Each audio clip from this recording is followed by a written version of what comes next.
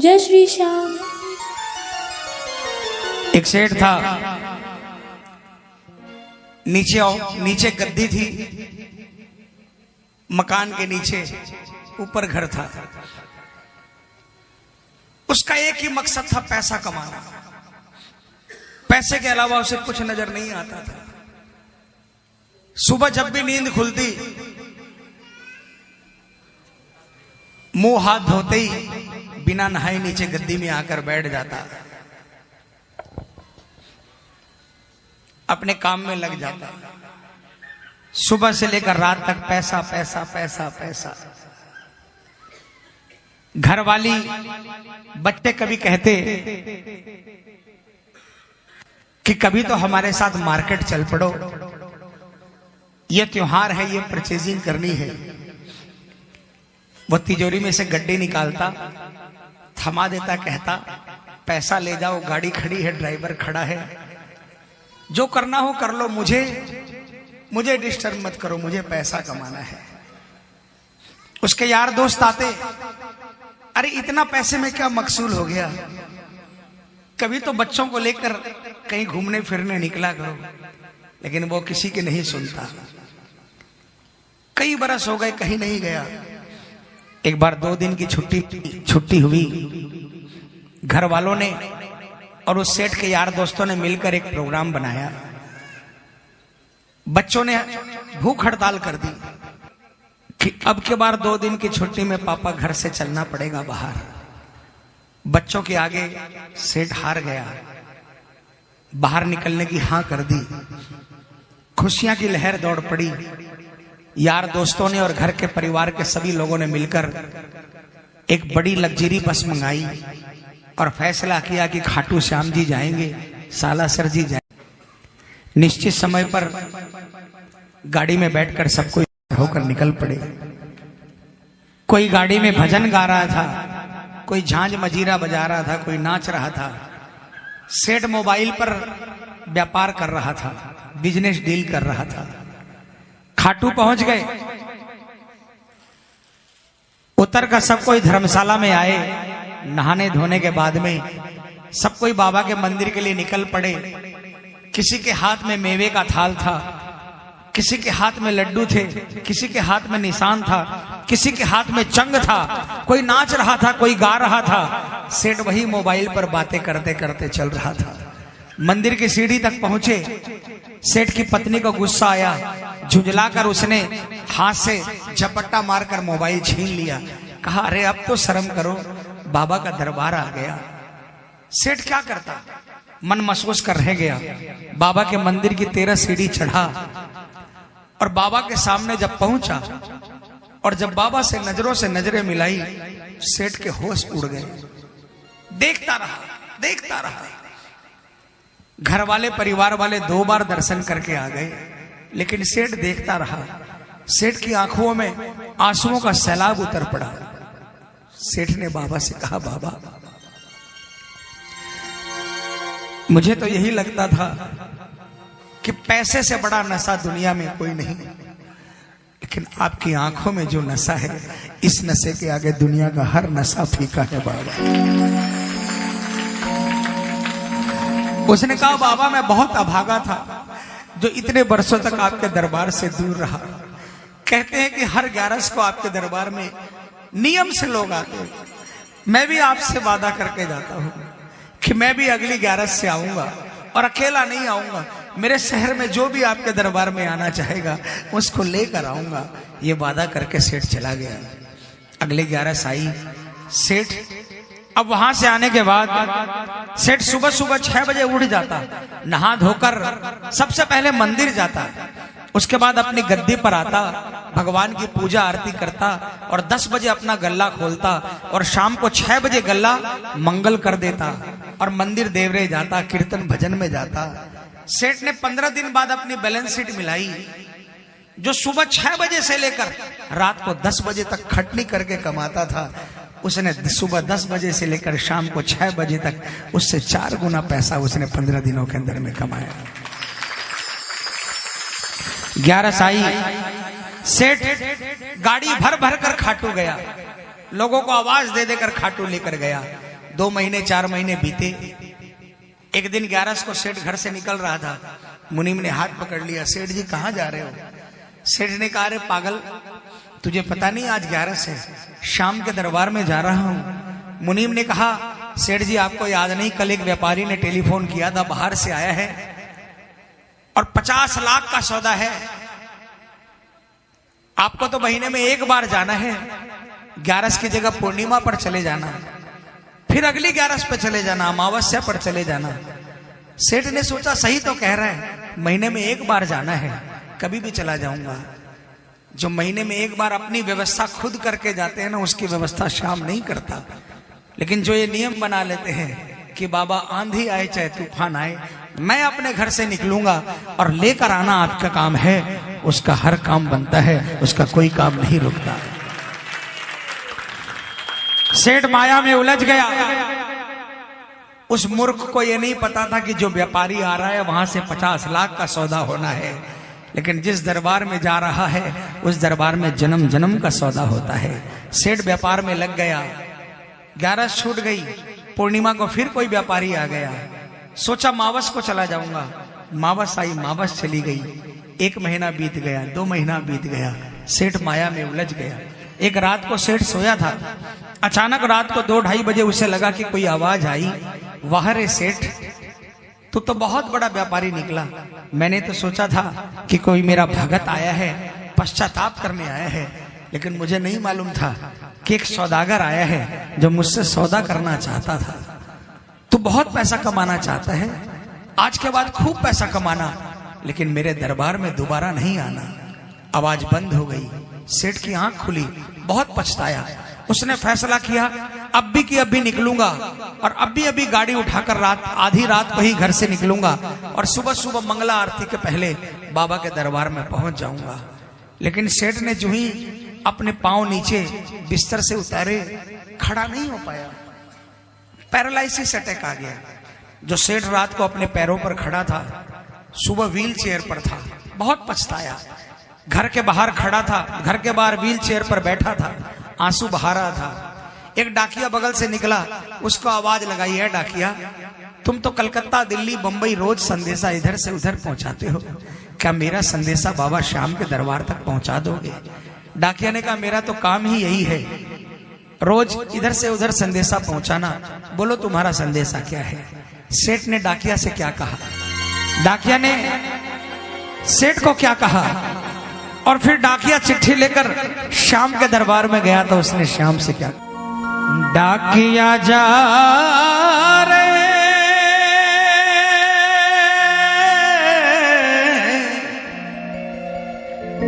श्याम ने संदेशो दीजे, मारवाड़ी समझते हैं ना, श्याम ने जाए तो कह दीजे, भगत थारे दर्शन न तरसे।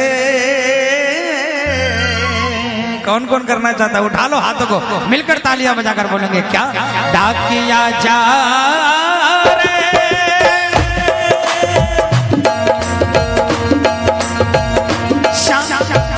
श्याम ने संदेशो दीजे, श्याम ने जाए तो कह दीजे, भगत थार दर्शन ने तरसे, डाकिया जा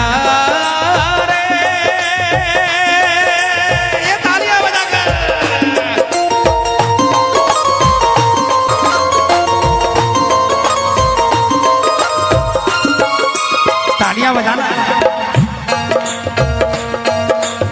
डाकिया ने सेठ से कहा, अरे सेठ, कौन से गांव थारो श्याम बसो है, इतनो मान बता दे, सेवक रे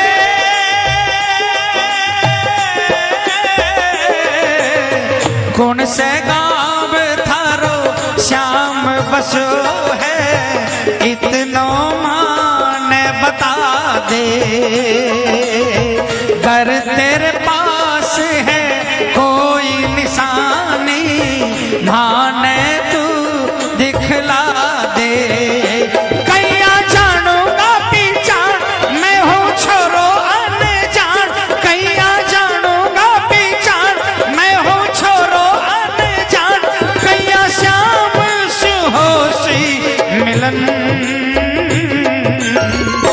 डाकिया जा रे।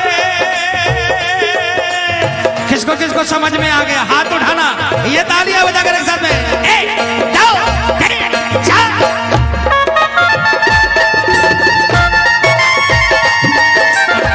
सेठ ने कहा खाटू में है श्याम जी को मंदिर, शिखर ध्वजा लहरावे। डाकिया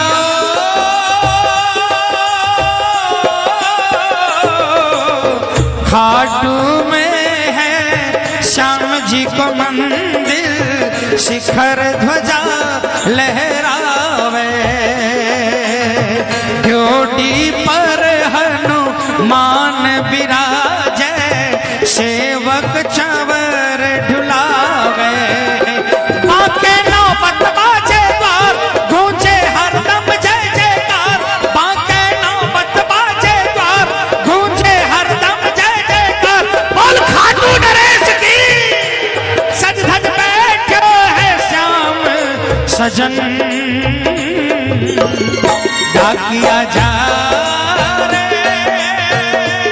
हाथ उठा लेना पूरे पूरे। डाकिया जा रहा है, ये तालियां बजाकर।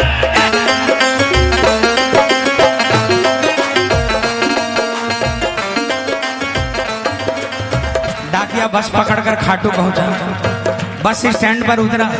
उसने लोगों से पूछा भैया श्याम बाबा का मंदिर कहाँ है? लोगों ने बताया पता। तालियां बजाना। डाकिया खाटू श्याम बाबा के दरबार के नीचे पहुंचा। सीढ़ी पर उसने माथा टेका, सीढ़ियां चढ़ने लगा।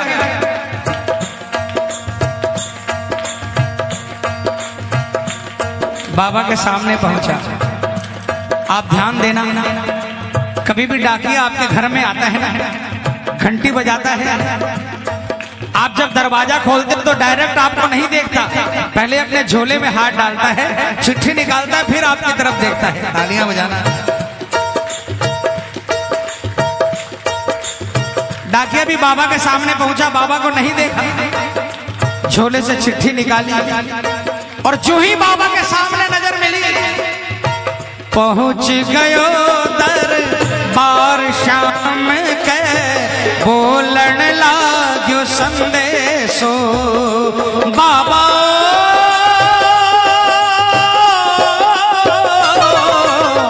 बन बैठो कद श्याम दीवानो, कुछ ना रहो अंदेशो। डाकिया के हाथ से चिट्ठी छूट गई।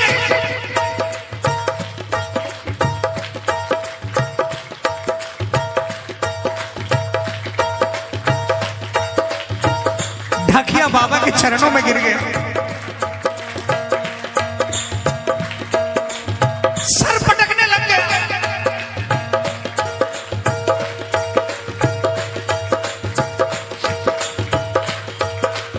उसने कहा बाबा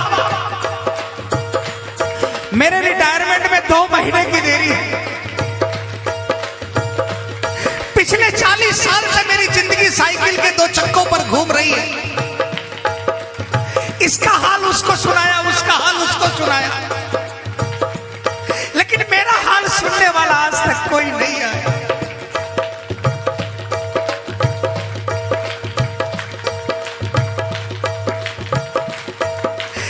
उसने कहा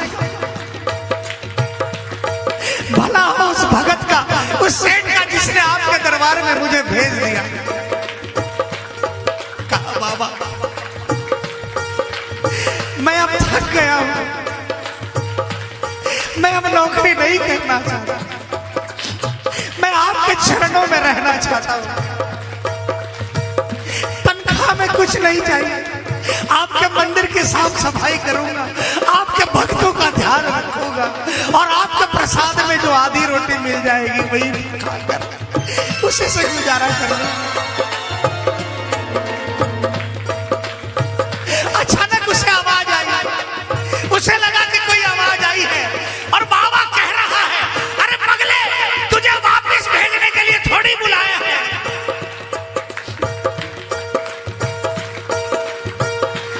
आखड़ लिया सो बरसी धार जैया सा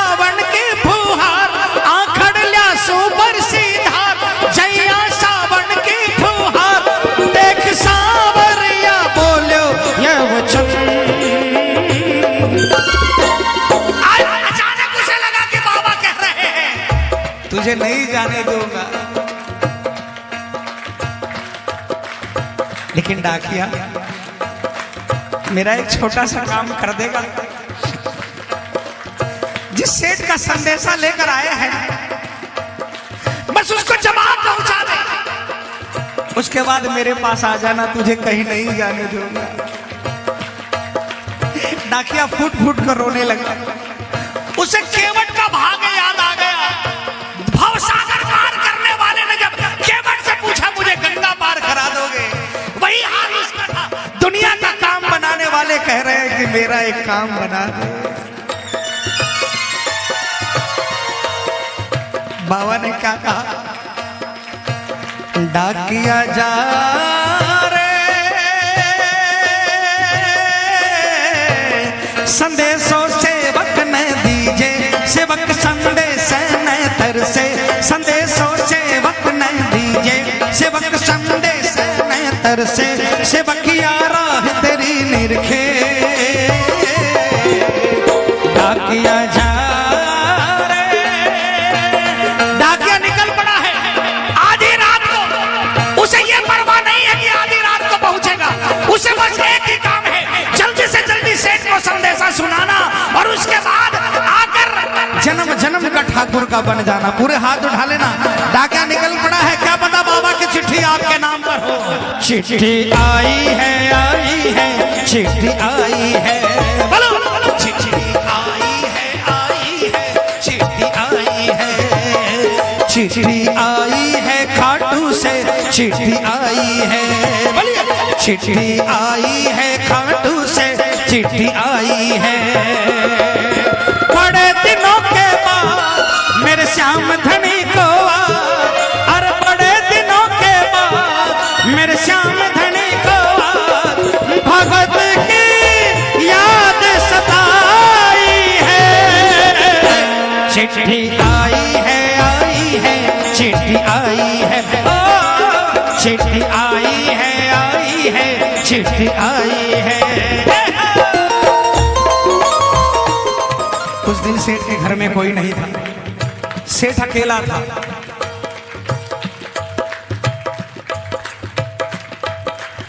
रात के 2-2:30 बजे थे। डाकिया ने सेठ के मकान की घंटी बजाई। सेठ की नींद खुली। अचानक उसने सोचा आधी रात को कौन आया है। अचानक उसे याद आया डाकिया आया है, बाबा का संदेशा लेकर आया है। उसने तुरंत उठना चाहा, लेकिन वो भूल गया उसके पांव नहीं है। घसट घसट कर व्हील चेयर पर जाकर बैठा। व्हील चेयर को धक्के मारते मारते दरवाजे तक पहुंचा। इतनी देर में डाकियों ने कम से कम 10 बार घंटी बजा दी।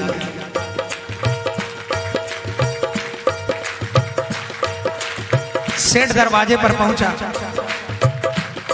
बैठे बैठे उसने हैंडल पर हाथ रखा, उसको दबाने की कोशिश की, लेकिन हैंडल नहीं खुला।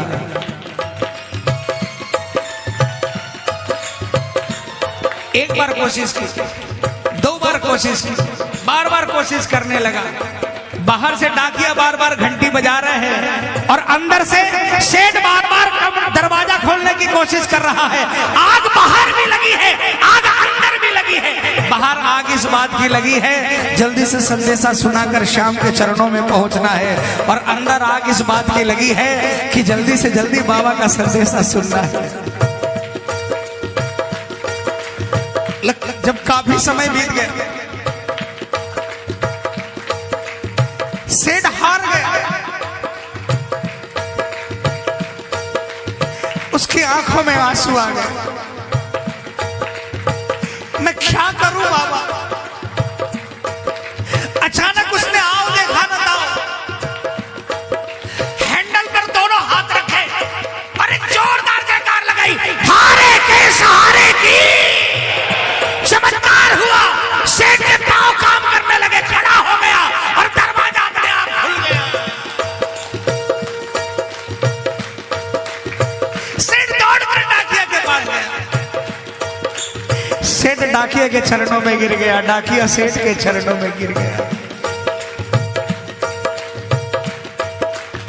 डाकिया ने कहा, सेठ आपके कारण मुझे ठाकुर के दर्शन हो गए। सेठ ने कहा डाकिया जल्दी से जल्दी बता। ने क्या कहा? डाकिया ने चिट्ठी निकाली, सेठ को दी। सेठ ने कहा मैं पापी हूँ, मैं इस चिट्ठी को हाथ नहीं लगाऊंगा, आप ही पढ़कर सुनाओ बाबा ने क्या कहा।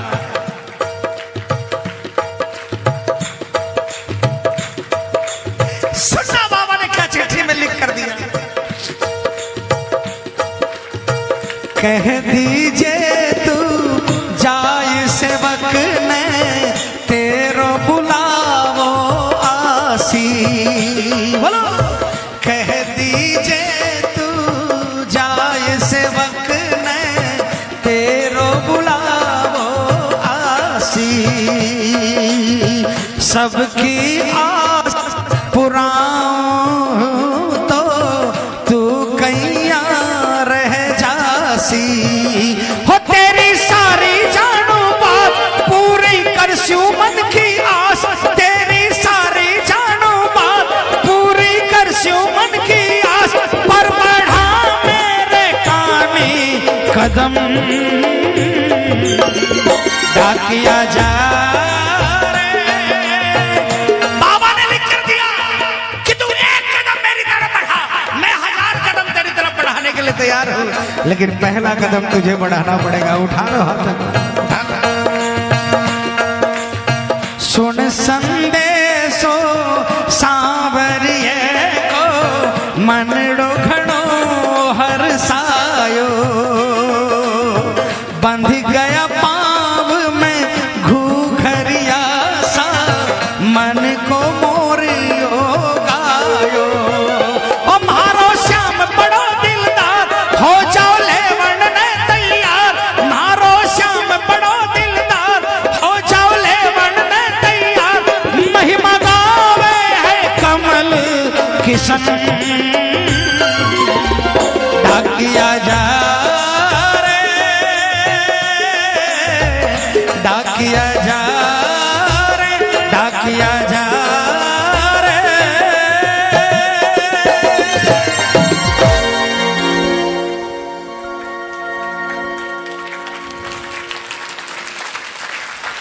बोलिए हारे के, बोलिए लखदाता।